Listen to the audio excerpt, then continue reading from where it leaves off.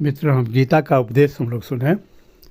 भगवत गीता भगवान श्री कृष्ण महाभारत के युद्ध भूमि में जब दोनों सेना युद्ध भूमि में एकदम लड़ाई करने के लिए तैयार हो गया, सभी लोग अस्त्र शस्त्र से सुसज्जित होकर के एक दूसरे पर आक्रमण करने के लिए जब रणभूमि में तैयार थे, उस समय भगवान श्री कृष्ण के मुख से अर्जुन को उपदेश देने के लिए भगवत गीता का प्रादुर्भाव हुआ। भगवान श्री कृष्ण अर्जुन को गीता का उपदेश दिए। कथा इस प्रकार है, बहुत ही अच्छा कथा है। वीडियो के अंत तक बने रह करके संपूर्ण कथा को सुने। बहुत ही ज्ञानवर्धक और बहुत अच्छा कहानी है। जीवन में इसको उतारना चाहिए हम लोगों को, इससे सब तरह से कल्याण ही कल्याण होता है। जब दोनों सेना आमने सामने एकदम युद्ध के लिए डट करके खड़ा हो गया, तो अर्जुन सभी सेना को देखे, विरोधी पक्ष के सभी लोगों को ध्यान दे करके देखने लगे। उसके बाद अर्जुन ने श्री कृष्ण से कहे कि हे माधव, जरा हम अपने विरोधियों को नज़दीक से देखना चाहते हैं, इसलिए आप रथ को युद्ध भूमि के बीच में ले चलिए। तो श्री कृष्ण यह रथ को युद्ध भूमि के बीच में ले गए। बीच में जाने के बाद अर्जुन अपने विरोधी सेना को, कौरव सेना को बड़ा बारीकी से एक एक योद्धा को पर नज़र डाले, सभी को देखे। और सभी के देखने के बाद अर्जुन का होश एकदम बिगड़ गया, अर्जुन का मिजाज बिगड़ गया। वह अब युद्ध करने के लिए तैयार ही नहीं हो रहा था। तो भगवान वेदव्यास संजय को दिव्य दृष्टि दिए थे, और संजय दिव्य दृष्टि से सब कुछ देख करके धृतराष्ट्र को बतला रहे थे। तो धृतराष्ट्र को संजय ने जिस प्रकार से बतलाए, वे सब कहानी आप सुने। और भगवान श्री कृष्ण से गीता का जो उपदेश निकला, ये सब कहानी हम लोग सुने। आप संजय ने उनसे कहा, धृतराष्ट्र से, कि जब दोनों सेना बीच में एकत्रित हो गया, तो अर्जुन ने कहा कि हे केशव, युद्ध भूमि के बीच में ले चलिए रथ को, हम नज़दीक से सभी को देखना चाहते हैं। युद्ध बड़े प्रतापी पितामह भीष्म ने उस दुर्योधन के हृदय में हर्ष उत्पन्न करते हुए उच्च स्वर से सिंह की दहाड़ के समान गरज कर शंख बजाया। दोनों ओर से शंख ध्वनि होने लगी। इसके पश्चात शंख और नगारे तथा ढोल, मृदंग और नरसिंहे आदि बाजे एक साथ ही बज उठे। उनका वह शब्द बड़ा भयंकर हुआ। इसके बाद सफ़ेद घोड़ों से युक्त उत्तम रथ में बैठे हुए श्री कृष्ण महाराज और अर्जुन ने भी अलौकिक शंख बजाए। कृष्ण और अर्जुन का शंख सुन करके सभी कौरव सेना भयभीत सा ऐसे हो गया। श्री कृष्ण महाराज ने पांचजन्य नामक और अर्जुन ने देवदत्त नामक और भयानक कर्म वाले भीमसेन ने पौंड्रक नामक महाशंख बजाया। कुंती पुत्र राजा युधिष्ठिर ने अनंत विजय नामक और नकुल तथा सहदेव ने सुघोष और मणिपुण्यक नामक शंख बजाए। श्रेष्ठ धनुष वाले काशीराज और महर्षि शिखंडी एवं धृष्टद्युम्न तथा राजा विराट और अजय सात्यकी, राजा द्रुपद एवं द्रौपदी के पांचों पुत्र और बड़ी भुजा वाले सुभद्रा पुत्र अभिमन्यु, इन सभी ने राजन अलग अलग शंख बजाए। उस भयानक शब्द से पूरा रणभूमि एकदम थर्रा उठा। अर्जुन द्वारा इस प्रकार कहे हुए महाराज श्री कृष्णचंद्र ने दोनों सेनाओं के बीच में भीष्म और द्रोणाचार्य के बीच के सामने जब अर्जुन ने कहा कि हे केशव, अब युद्ध भूमि के बीच में रथ को ले चलिए, तो कृष्ण ने रणभूमि के बीच में, जहाँ द्रोणाचार्य और पितामह भीष्म सामने पड़ते थे, वह और संपूर्ण राजाओं के सामने उत्तर रथ को खड़ा करके इस प्रकार कहा कि पार्थ, युद्ध के लिए जुटे हुए इन कौरवों को देख। इसके बाद पृथ्वीपुत्र अर्जुन ने उन दोनों ही सेनाओं में स्थित ताऊ, चाचाओं, दादों, परदादाओं, गुरुओं, मामाओं, भाइयों, पुत्रों, पौत्रों तथा मित्रों को, ससुरों को और सुहृदों को भी देखा। उन उपस्थित संपूर्ण बंधुओं को देखकर वे कुंती पुत्र अर्जुन अत्यंत करुणा से युक्त होकर शोक करते हुए श्री कृष्ण से कहने लगे। अर्जुन कहे कि हे माधव, युद्ध क्षेत्र में डटे हुए युद्ध के अभिलाषी इस स्वजन समुदाय को देखकर मेरे अंग शिथिल हुए जा रहे हैं। ये सभी तो हमारे अपने हैं। पितामह हमको बचपन से गोदी में खिलाए, वही हमको चलना सिखाए। गुरुदेव हमारे हैं जिन्होंने हमको धनुष पकड़ना और बाण चलाना सिखाए। सभी हमारे संबंधी हैं, कोई मामा है, कोई चाचा है, कोई दादा हैं, सब कोई भतीजा है, कोई पोता है, कोई साला है, कोई बहनोई है, सभी हमारे अपने ही हैं। और इन लोगों को देख करके मेरा मुख सूखा जा रहा है तथा मेरे शरीर में कंप एवं रोमांच हो रहा है। हाथ से गांडीव धनुष गिर रहा है। यदि त्वचा भी बहुत जल रही है तथा मेरा मन भ्रमित सा हो रहा है, इसलिए मैं खड़ा रहने को भी समर्थ नहीं हूँ। हे केशव, अब मुझसे खड़ा भी नहीं रहा जा रहा है। मैं लक्षणों को भी विपरीत ही देख रहा हूँ तथा युद्ध में स्वजन समुदाय को मारकर कल्याण भी नहीं देखता। हे कृष्ण, मैं न तो विजय चाहता हूँ न राज्य तथा सुखों को ही। मैं कुछ नहीं चाहता हूँ। हे गोविंद, हमें ऐसे राज्य से क्या प्रयोजन है अथवा ऐसे भोगों से और जीवन से भी क्या लाभ है। हमें जिनके लिए राज्य भोग और सुखादि अभिष्ट हैं, वे ही ये सब धन और जीवन की आशाओं को त्याग कर युद्ध में खड़े हैं। गुरुजन, ताऊ, चाचे, लड़के और उसी प्रकार दादे, मामे, ससुर, नाती, साले तथा और भी संबंधी लोग हैं। हे मधुसूदन, मुझे मारने पर भी अत्यंत अथवा तीनों लोगों के राज्य के लिए भी मैं इन सबको मारना नहीं चाहता। फिर पृथ्वी के लिए तो कहना ही क्या है। अगर इन लोगों को सबको वध करके मुझे त्रिलोक का भी राज्य मिल जाए, मैं वह भी नहीं चाहता हूँ। ये इन लोगों को मार करके हमारे लिए त्रिलोक का राज्य भी तुच्छ है। और यहाँ इस भूमि पर छोटी सी भूमि का टुकड़ा के लिए मैं अपने सभी लोगों का वध कर दूं और उसके बाद ये राज्य मुझे मिलेगा। ये राज सुख हमको नहीं चाहिए।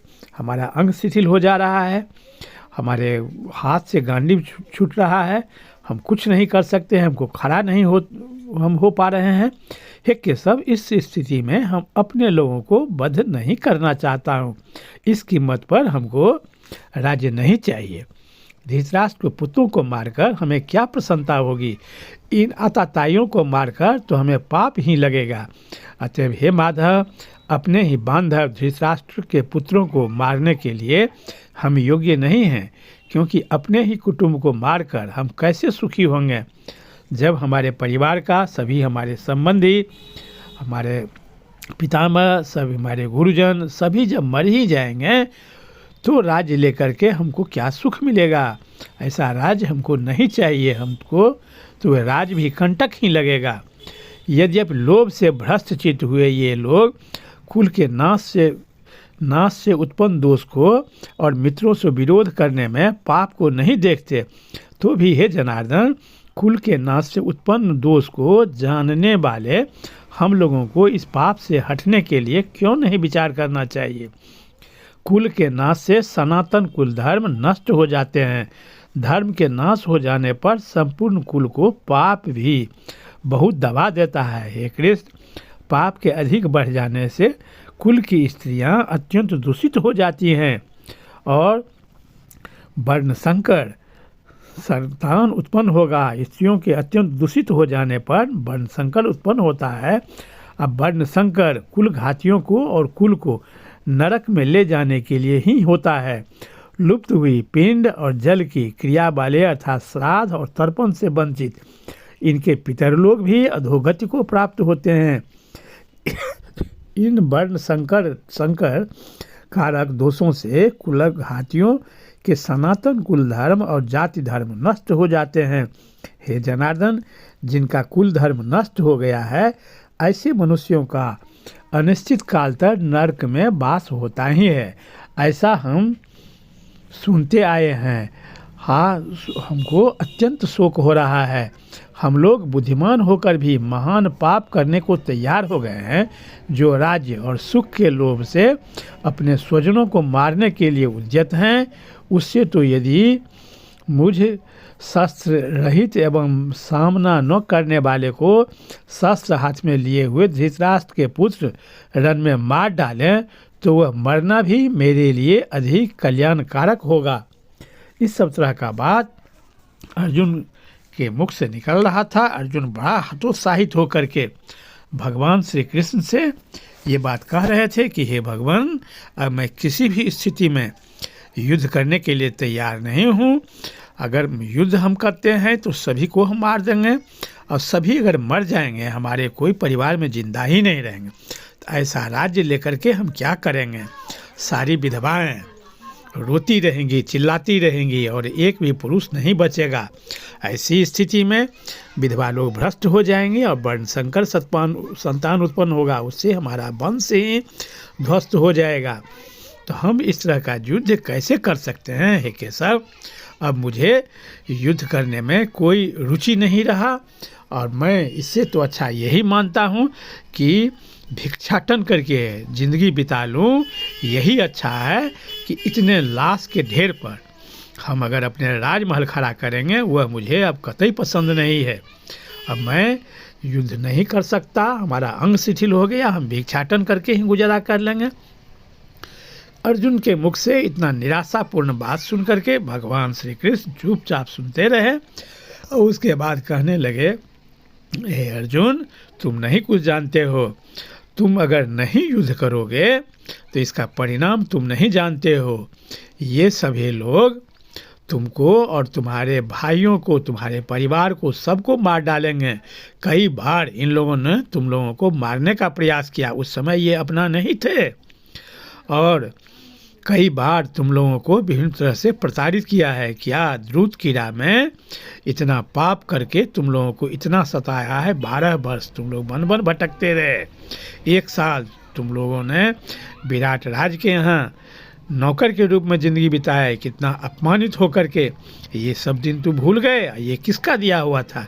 यही अपने लोग तुमको इस तरह का कष्ट दिए थे और यही लोग तुम्हारे लिए ये सब किए थे।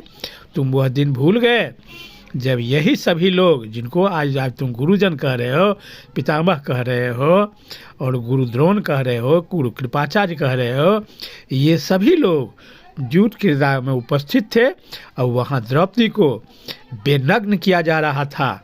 उस समय इन लोगों को किसी के मुंह से एक बार भी एक शब्द निकला, दुर्योधन तुम अनुचित कर रहे हो, तुमको ऐसा नहीं करना चाहिए, एक बार भी अगर कोई बोलते भी ऐसा भी नहीं किए। जो इतने बड़े पापी हैं, अपने कुल वधू को वस्त्र हरण करके भरी सभा में नंगा किया जाए, और उस समय जो चुपचाप तमाशा देखते रहे, इनको तुम अपना कह रहे हो। और पीछे में जो तुम्हारे अपने भाई लोग खड़े हैं, तुम्हारे संबंधी खड़े हैं, उनको तुम नहीं देख रहे हो। तुम्हारे ये लोग हैं, तुम्हारे जो तुम लोग जो भाई हो या तुम्हारे जो स्वजन हैं, वो तुम्हारे पीठ पर खड़े हैं। ये लोग तो दुर्जन हैं, पापी हैं, अत्याचारी हैं, पृथ्वी के भार हैं, पृथ्वी को बोझ ये लोग हैं। ऐसे पापी और अत्याचारी को अगर तुम नहीं मारते हो तो तुम, इसका अर्थ ये होगा तुमको पाप को बढ़ाने का दोष लगेगा। ये लोग अभी तो तुम्हारे ही साथ इतने बड़े पाप और अन्याय किए हैं, अब ये लोग संपूर्ण पृथ्वी पर पाप और अन्याय से पृथ्वी को ये लोग परेशान कर देंगे। पृथ्वी देवी कराहने लगेगी और ये पापी और अत्याचारी को अगर वध नहीं किया गया है तो तुम क्या समझते हो? ये लोग जिंदे रह जाएंगे, ये लोग कभी नहीं मरेंगे। अगर तुम इन लोगों को नहीं मारते हो तो ये लोग कभी नहीं मरेंगे। ये सभी मरे ही हुए हैं। जो मनुष्य जन्म लेता है उसको मरा हुआ ही माना जाता है, एक दिन उसको मरना ही है। जब मनुष्य पृथ्वी पर अगर अच्छा कर्म करता है तो उसका नाम अच्छा होता है, या बुरा कर्म करने से उसको बुरा नाम होता है, बुरा फल मिलता है। किंतु जो जीव पृथ्वी पर जन्म लेता है वह मरता ही है, और आत्मा का कभी मृत्यु नहीं होता है। आत्मा अमर है, आत्मा हमेशा रहता है। और बाकी ये शरीर है, ये शरीर तो नश्वर है, नश्वर शरीर तो एक दिन मरबे करेगा। यह इसको तुम मारो या नहीं मारो, क्या इसमें से कोई एक ऐसे हैं जो कभी नहीं मरेंगे? सभी को एक दिन मरना ही है। तुम मारो या नहीं मारो, तुम पाप को बढ़ावा दो या नहीं बढ़ावा दो, तुम पुण्य करो या नहीं करो, एक दिन ये सभी आत्मा को छोड़ करके ये शरीर, सभी जीवात्मा शरीर से निकल जाएगा और ये शरीर तो मरण धर्मा है, एक दिन मरेंगे और शरीर की यही गति ही होती है, एक दिन शरीर से प्राण निकल जाता है और वह प्राण रूपी आत्मा पुनः फिर दूसरे जगह जन्म ले लेता है और शरीर नश्वर है, इसको जला करके या मिट्टी में गाड़ दफना करके इसका अंत हो जाता है। उस शरीर तो मरण धर्मा है, तुम्हारे मारने और नहीं मारने से कोई फर्क नहीं पड़ेगा। फर्क इतना ही होगा कि तुम अपने धर्म को रक्षा करते हो या अधर्म को बढ़ावा देते हो। पृथ्वी पर धर्म और अधर्म दो ही पक्ष है। जो धर्म का पक्ष देता है उसका गुणगान होता है, उसको तीनों लोकों में जय जयकार होता है। जो अधर्म के पक्ष में है उसको तीनों लोकों में निंदा होता है, वह निंदा के पात्र होते हैं। फर्क इतना ही है कि तुम धर्म करने के लिए तैयार हो या अधर्म, पापियों को दंड देते हो या पापियों को बढ़ावा देते हो। तुम्हारे पितामह जिनको तुम बहुत श्रेष्ठ मानते हो, क्या जब द्रौपदी को नग्न किया जा रहा था बड़ी सभा में, उस समय में ये पितामह नहीं थे तुम्हारे और एक शब्द भी बोले? ये गुरुदेव नहीं थे और एक शब्द भी बोले? और आज ये लोग, तुम अगर धर्म पर हो, इतना कष्ट किए हो, 12 वर्ष वनवास और 1 वर्ष अज्ञातवास तुम लोग भोग कर आए हो और तुम्हारा वध करने के लिए आज भी पितामह धनुष बाण लेकर के, अस्त्र लेकर के तुम्हारा वध करने के लिए युद्ध का प्रतीक्षा कर रहे हैं। क्या उनको ये विवेक नहीं है? तुम्ही को केवल विवेक है। इसलिए हे अर्जुन, अपना कर्म करो, धर्म करो, पृथ्वी का बोझ नहीं बनो, पृथ्वी को उद्धारक बनो और अपना अस्त्र उठाओ और इस पापियों के समूह को भस्म कर डालो। इसी में तुम्हारा भी कल्याण है, इस पृथ्वी का भी कल्याण है, सृष्टि का भी कल्याण है। इसीलिए धर्म के साथ हमेशा खड़ा रहना चाहिए, पापियों के साथ नहीं। ये लोग तो पापी हैं, ये लोग पाप कर्म को बढ़ावा देते रहे। दुर्योधन पापात्मा है, पाप का मूर्ति है और जो लोग उनके साथ खड़े हैं वे लोग पाप को बढ़ावा देने के लिए खड़े हैं। और ऐसे पापियों को जो अगर वध नहीं करता है तो वध नहीं करना ही सबसे बड़ा पाप है। इसलिए हे अर्जुन, तुम विषाद से निकलो, तुमको कोई शोक नहीं करना चाहिए, तुम धर्म के राह पर चलो और अपना गांडीव उठाओ, युद्ध करने के लिए तैयार हो जाओ, कभी भी अधर्म के पक्ष में नहीं जाओ। तुम जो सोच रहे हो क्या यही बात ये लोग भी सोचते हैं? इनको भी सोचना चाहिए। तो ये लोग तो कभी पुण्य का पक्ष लिए ही नहीं, ये लोग पाप के साथ खड़े हैं, इसलिए ये लोग पापी हैं, इन लोगों का वध होना चाहिए। तो बहुत बहुत धन्यवाद मित्रों, इस सब तरह कहानी सुनने के लिए मेरे चैनल के साथ बने रहें। तब तक जय श्री कृष्ण।